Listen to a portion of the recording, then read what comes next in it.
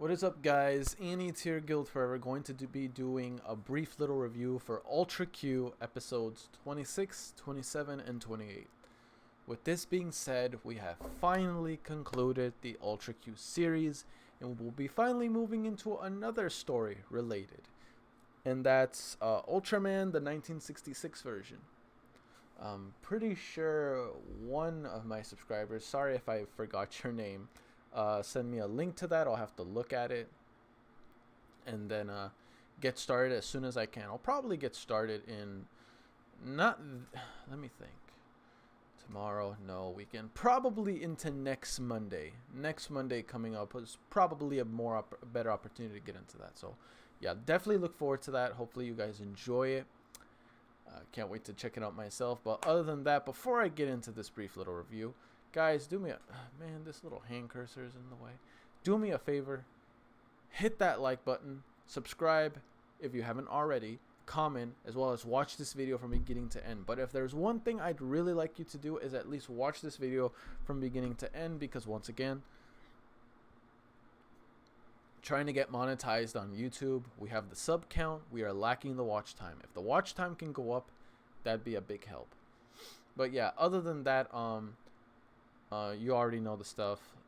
If anything, watch as much as you are able to, and if you can't, at least leave a like button before clicking off.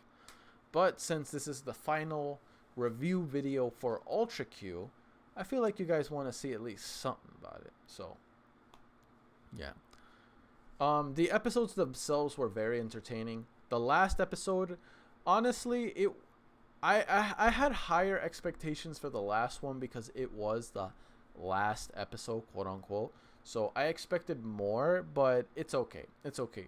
For what it showed, it was a good standalone story for what it was, and a little trippy, if I'm not gonna lie to you. It's a little trippy, but I still enjoyed it, with the whole train being an escape from reality, because I'm sure a lot of people feel that way. A lot of people feel like they're not happy with their day-to-day life, the day-to-day people they have to deal with or come across, and they want something to help them escape from their troubles, escape from that reality, in order to help them feel like they're finally free, or at least they don't have to deal with the responsibilities and situations that come with just them trying to live, essentially. So I understand why a lot of the characters that disappeared, I get, especially that one guy, I forgot his name, but when he had to deal with his wife and then the mess of his daughter that she is, I'm like, yo, yeah.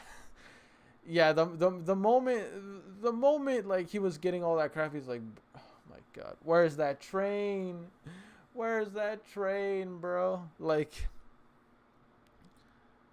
you know that they say most people that have problems, sometimes that's why they get into the habit of becoming addicted to alcohol or becoming a drunk a lot.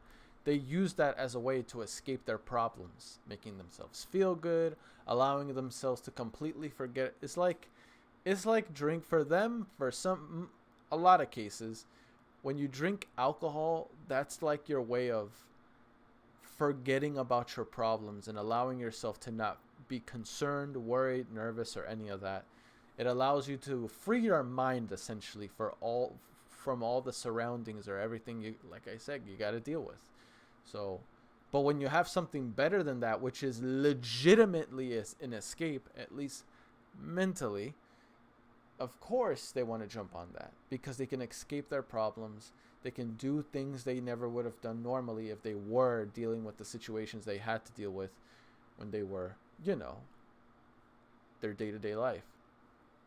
So this was a way to help free themselves. It gave them a sense of freedom.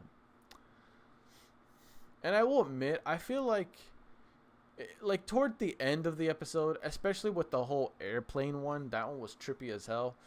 The walrus that came out there, like, yeah, he was a threat, but he was only there for like a good few minutes.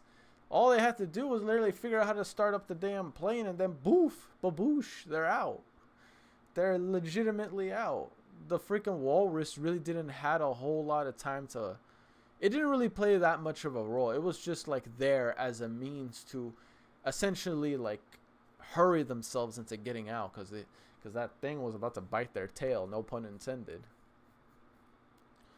But it was still fine for what it was worth. I feel like if anything, the last episode should have been more about Yuri and June. Yes, they were kind of the main focus in that episode themselves, but I would have liked it to have more focus on their relationship.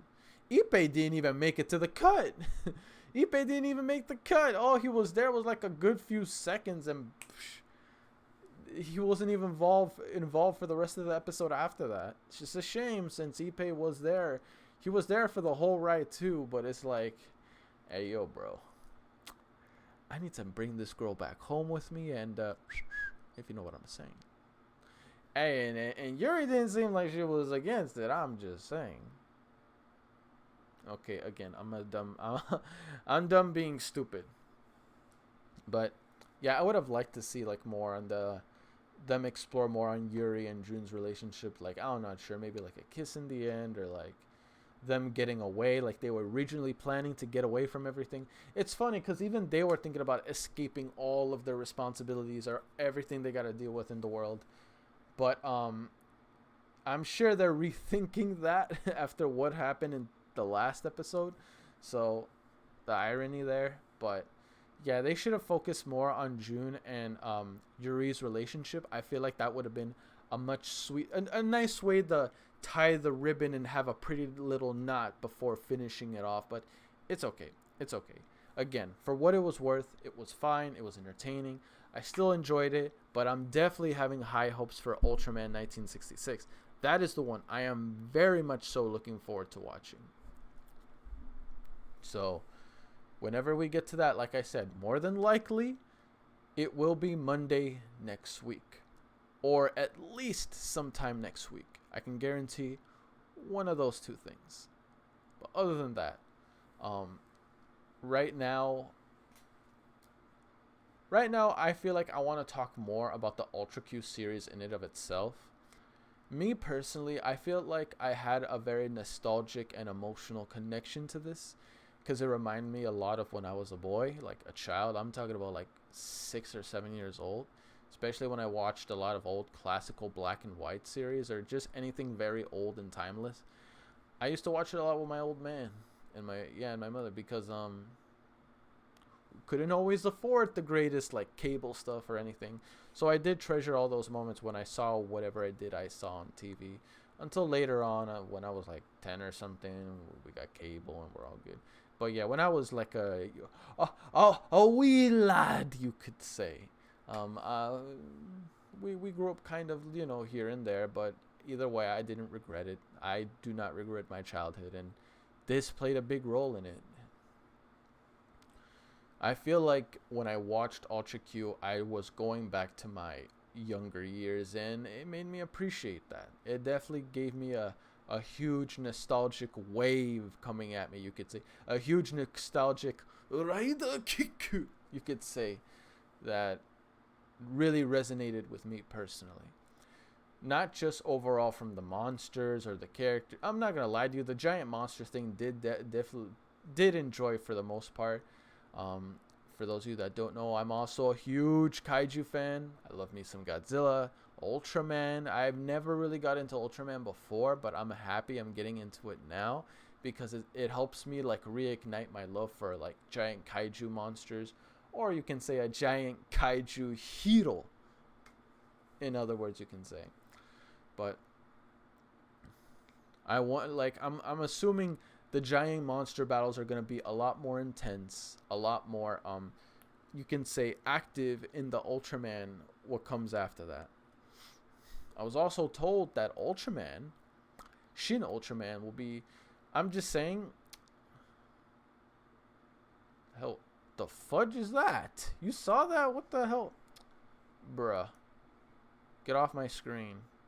Like, don't appear again. I don't know what the hell was that. This probably has something to, probably some stupid crap with my computer. God dang it. It's okay. It is what it is. Just ignore that. But yeah. Speaking of Shin Ultraman, the only favor I ask of you guys, if you can do me this huge solid, whenever it is available for translation, and I can watch the whole film, please, I beg of you, send me the link to that. I will react to it for sure. Definitely on a movie day. Because again, anything related to movies, I always react to on a Friday, evening, afternoon, one of those two times. Speaking of which, remember guys, Kamen Rider Den o Ore Tanjo. I think that's how you say it. Not sure. Movie, gonna be reacting to that movie live on Twitch. So make sure you check the link in the description below. There's a link to my Twitch. Go there, follow it. That way you're notified when the stream goes up live. Okay, because I'm gonna be reacting to that movie live tomorrow. Well, it's about to be tomorrow in like 10 minutes. But as of the recording of this video anyway. But when this goes up, it'll probably be later than that. So yeah, hopefully you guys, I see plenty of you on the Kamen Rider Den-O stream. Whether you're here mostly for Kamen Rider, for Ultraman, for Super Sentai, which is mostly exclusive to Patreon. It's only $1 tier. But yeah, whatchamacallit. I definitely can't wait to see Ultraman 1966. Monday couldn't come any sooner, but it's okay. I'm patient. Greatness always waits. Well, I feel like that's not correct, but yeah, you get the point. I'm actually very happy I went through this with you guys, and I'm not gonna lie to you, probably like going through a few more Ultraman series, like maybe like give it like maybe 5 or 6 more, whatever the number count it is.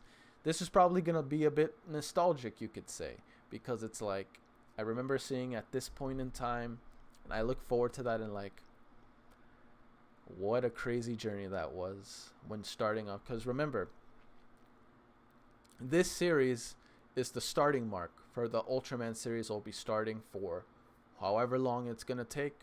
I'm just hoping you guys stick it with me to the very end. I'm hoping you do, because hey, I'm gonna quote Hercules in a second. I'm willing to go the distance. How about you? So hopefully you guys stick around for as long as you can, or the whole shebang, because it's gonna be a crazy amount that we're gonna go through. But hey, it's gonna be fun once I go through all of Ultraman. I'm caught up to a lot of the latest stuff, and I'm like, I can see like a few things here and there, like, oh, this is from this, and this. So it's gonna be fun to point those things out, and you guys can point it out with me as well, whenever like they ever show up. Because I know I'm kind of a when it comes to missing a few things here and there, so please forgive me for that. But for these last individual episodes themselves, hey, look, it was Ultra Q being Ultra Q, and honestly, if I fell in love with Ultra Q for how it started, and same way on how it started, it feels like the same way on how it ended, then I honestly have no complaints. The only thing I look forward to is how that branches off into other Ultraman series whenever it gets referenced here and there. But other than that, again, for me personally, I'm just super excited to finally see the alien hero Ultraman. So I can't wait to see him on the screen and see how he does doing best. Doing the ting, you know what I mean? The ting, the thing he does, which is really cool. But yeah, I will have to say this is where I'm going to cut it off. Thank you for joining me in this long journey. Sorry if it wasn't as fast as I would have liked it to be, but we still made it to the finish line nonetheless, and I'll see you all in Ultraman 1966. Peace. I'm out.